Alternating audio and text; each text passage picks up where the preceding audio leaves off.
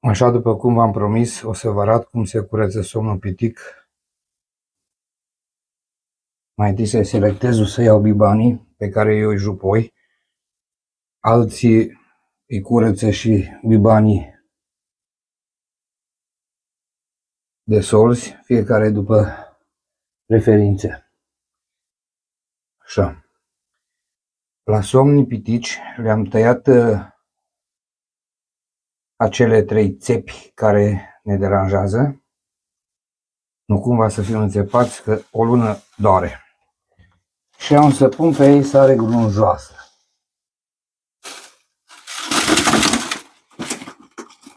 Da.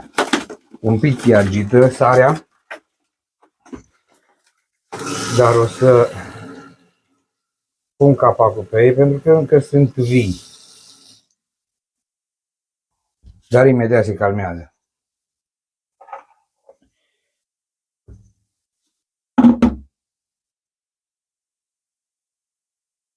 După ce s-au calmat, îi frecăm bine cu sare. Observați cum deja se schimbă și culoarea. Deci acel mucus care era greu de curățat se duce jos după ei odată ce îi dăm cu sare.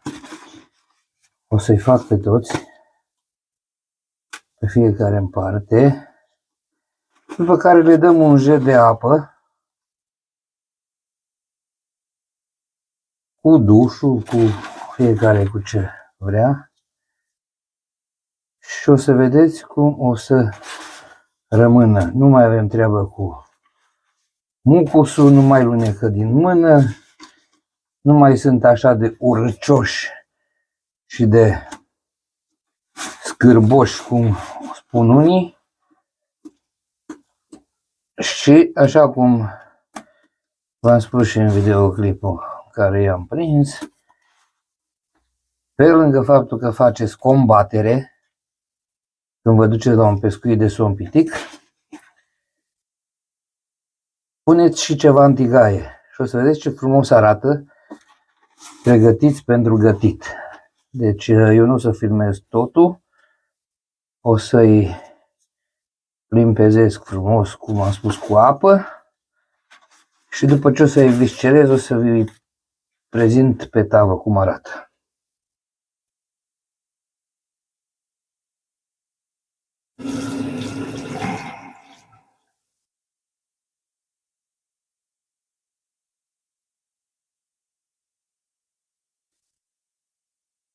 Vreau să vă arăt ceva la biban.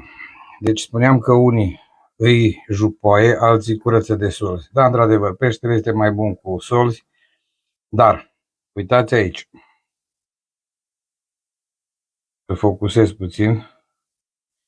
Deci aceasta, se vede aici cât un bob de orez ceva. Dacă vă uitați cu atenție după ce trageți pielea jos de pe el, o să vedeți în mai multe locuri. Eu de aici am scos deja unul și aici este al doilea. Dacă îl scoateți afară cu vârful cuțitului, o să vedeți că începe să se miște. Deci este vorba de un parazit. Cu ani în urmă am depistat și eu, deci acesta este un parazit. Nu este tenie, nu este...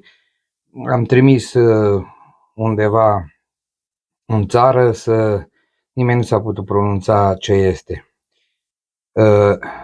În timpul prăjirii sau în timpul... Deci să începem cu începutul. Dacă congelăm peștele și totuși rămâne din greșeală unul de genul acolo, deci așa ceva, parazitul ăsta, el prin congelare dispare. Adică va exista, dar nu va muri. Am încercat să-l scot și să-l pun în apă cu sare cu oțet. Idem, dispare. La prăjire nici nu mai vorbesc. Deci, eu am consumat așa ceva până n-am știut și Încă n-am pățit nimic, din fericire. Dar prefer să jupoi și să scotă câte le observ. Se observă. Deci se observă și intercostal dacă au sau oriunde, deci se observă. Pentru că este cât un bob de orez, așa cum am spus. Deci, nu în pe toate apele se găsesc pești cu problemele astea, dar majoritatea și de ani de zile. Asta e.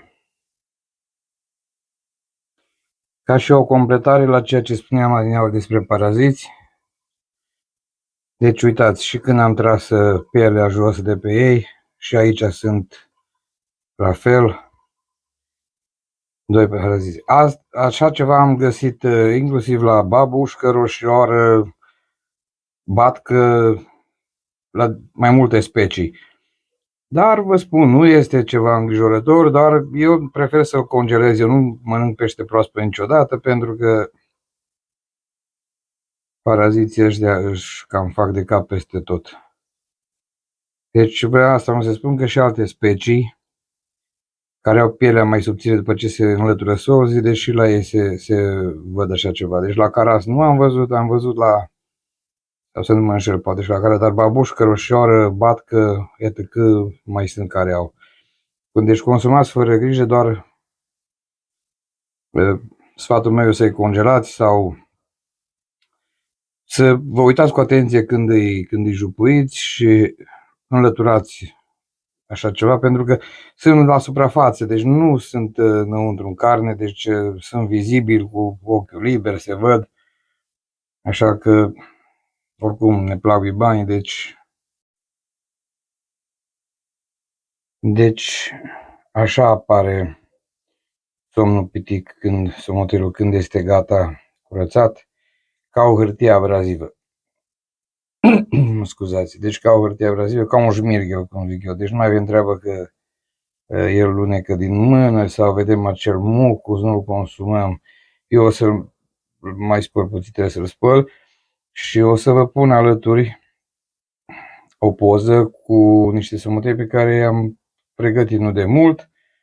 Deci cum trebuie să arate, cum îi pregătesc eu pentru prăjit, pentru că ăștia, cum am spus, eu îi congelez și de-abia după aceea îi mănânc.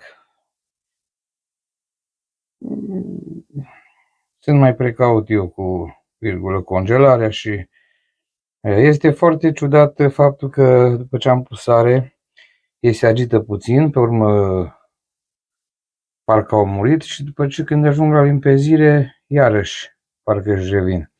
Deci nu ezitați să prindeți, să consumați, am spus, odată cu prinderea și faceți și combatere și este un pește foarte, foarte gustos. Cel puțin mie îmi place. Deci ose nicăieri nu are, în afară de coloană, nici măcar aici coastele astea sau cum spunem noi. Deci nici acelea nici nu se simt. Da. Deci consumați cu încredere, pescuit, cu încredere. Vă doresc poftă bună și până data viitoare, fire întinse, sănătate și numai bine. Să ne auzim cu bine.